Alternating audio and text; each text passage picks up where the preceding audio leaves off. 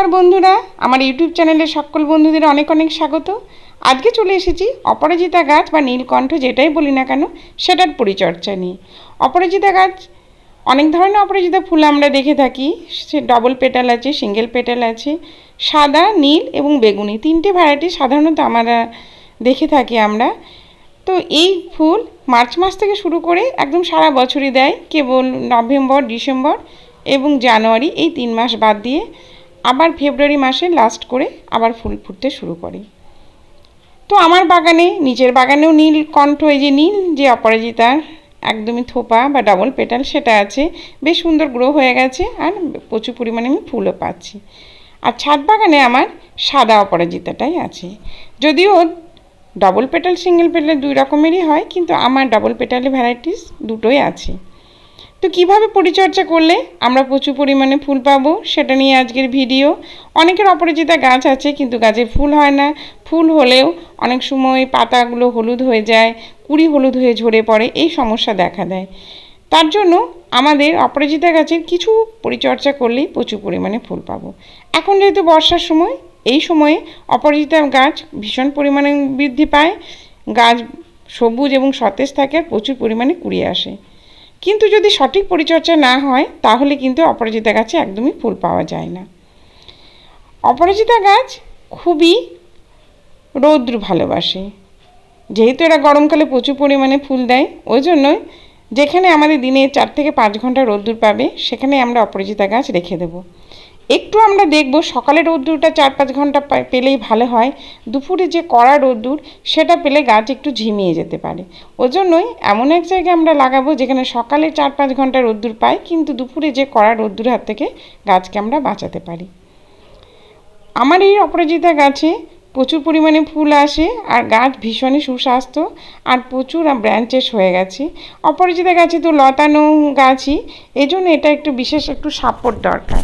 যদি খুব ভালোভাবে আমরা এ গাছে সাপোর্ট দিয়ে দিই তাহলে সেই গাছ খুব ভালোভাবে গ্রো হয় আর প্রচুর পরিমাণে ফুল দেয়। পুজোর ফুলের জন্যই বলুন কিংবা বাগানের সৌন্দর্য বৃদ্ধির জন্যই অপরাজিতা গাছ আমাদের ছাদ বাগান কিংবা নিচের বাগানে অবশ্যই আমরা রাখবো। তারপরে আসি এর খাবার আমাদের দিতে হবেই, কেননা এই অনুখাদ্য, নাইট্রোজেন এগুলো ভীষণ ভালোবাসে অপরাজিতা গাছ। আর জলের পরিমাণটা আমাদের দেখতে হবে। জল আমাদের এটা লক্ষ্য করতে হবে যেন জলের ঘাটতি না হয়। জলের যদি ঘাটতি হয় তাহলে কিন্তু গাছ একদমই পাতা ঝিমিয়ে যাবে এবং গাছ একদমই ফুল এবং গ্রো একদমই বৃদ্ধি কমে যাবে আর ফুল হবে না।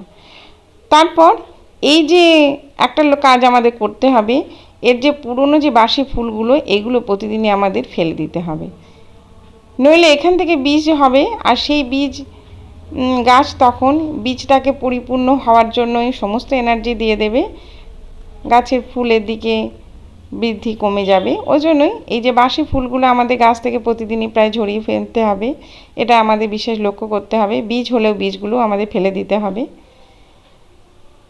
আর জলের ব্যাপারটা একটু লক্ষ্য করতে হবে, জল আমাদের দেখতে হবে যে খুব টবে যেন জল দাঁড়িয়ে না থাকে। টবে যদি জল জমে থাকে তাহলে কিন্তু একদম পাতা হলুদ হয়ে যাবে আর কুঁড়িগুলো একদম হলুদ হয়ে ঝরে পড়বে, তারপর গাছ মারাও যেতে পারে। এ গাছ বেশি অতিরিক্ত জলও ভালোবাসে না, আবার অতিরিক্ত রোদ্দুরও ভালোবাসে না, খুবই একদমই সেনসিটিভ গাছ। ওই জন্যই এই গাছকে আমরা লক্ষ্য করব যে জলের মাত্রা যেন ঠিক থাকে, জল যেন টবের মাটিতে না জমে থাকে। যেহেতু বর্ষার সময় প্রচুর পরিমাণে বৃষ্টি হয়, সেই বৃষ্টির জল যেন ড্রেনেজ হোল দিয়ে খুব সুন্দরভাবে বার হয়ে যায়। আর যেন মাটিও একদম শুকনো খটখটে না হয়ে যায়, মাটি যেন সবসময় ভিজে ভিজে ভাব থাকে। মাটি যদি একদম শুকনো হয়ে যায় তাহলে কিন্তু গাছ একদম ঝিমিয়ে পড়বে আর গাছের কুঁড়িগুলো সমস্ত শুকিয়ে যাবে, গাছ একদমই ফুল দেওয়ার মতো হবে না। তাহলে আমাদের অপরাজিতা গাছের এইগুলো অবশ্যই কেয়ার নিতে হবে, জলের দেখতে হবে, জলের দিকটা, আর তারপর রোদ্দুর দেখতে হবে আর খাবার। পোকার আক্রমণ কম হয়, যদি হয় তাহলে যে কোনো ইনসেক্টিসাইড আপনারা দিতে পারেন, কোনো অসুবিধা নেই।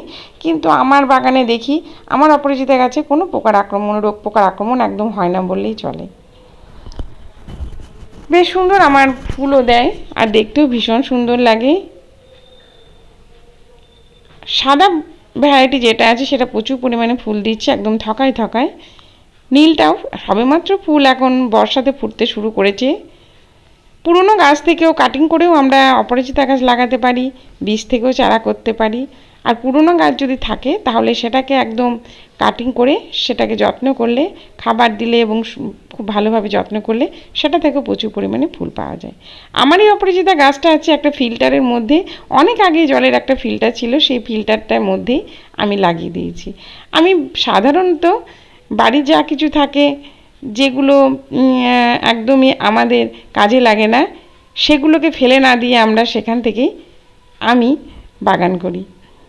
তারপর নষ্ট হয়ে গেলে তো ওটা ফেলে দেওয়াই যাবে, তো যতদিন চলে ততদিন চলুক, এভাবেই রাখা আছে। আর বৃষ্টি জল পেয়েছে তার জন্য গাছগুলো ভীষণ সবুজও হয়ে আছে। আমাদের ভালো করে যদি সাপোর্ট দেওয়া যায় তাহলে অপরাজিতা গাছ খুব তাড়াতাড়ি বৃদ্ধি হয়, আর বৃদ্ধির ফলে প্রত্যেকটা শাখায় শাখায় প্রচুর পরিমাণে কুড়িও দেখা যায়। এবার খাবার কি দিই, এখানে আমি সর্ষের খোলটাকে 4 থেকে 5 দিন জলে একটা কৌটোর মধ্যে ভিজিয়ে রেখেছি। 1 মুঠি সর্ষের খোল ভিজিয়ে রেখেছি, খুবই কম পরিমাণ। সেখানে আমি সমপরিমাণ জল মিশিয়ে নিলাম। সর্ষের খোল ভিজানো জল আমরা অপরাজিতা গাছে দেব, এতে প্রচুর পরিমাণে নাইট্রোজেন আছে, অনুখাদ্য আছে, তাছাড়া অনেক মাইক্রোনিউট্রিশন এবং মিনারেলস আছে, ভিটামিন প্রচুর পরিমাণে আছে। সর্ষে খোল গাছের জন্য একদম অমৃত, ওই জন্যই অপরাজিতা গাছে আমরা এই সর্ষের খোলে যে তরল সার এটা ব্যবহার করব। এটা দিলেই যদি কারো গাছে ফুল না আসে, গাছ ঝিমিয়ে পড়ছে, গাছের বৃদ্ধি হচ্ছে না, ফুল ঝরে যাচ্ছে, পাতা হলুদ হয়ে যাচ্ছে, তাহলে এই যদি সর্ষে খোল ভিজানো জল আমরা 4 থেকে 5 দিন ভিজিয়ে সেটাকে পাতলা করে যদি আমরা দিয়ে দিই এরকমভাবে, তাহলে সে গাছে প্রচুর পরিমাণে ফুল আসবে।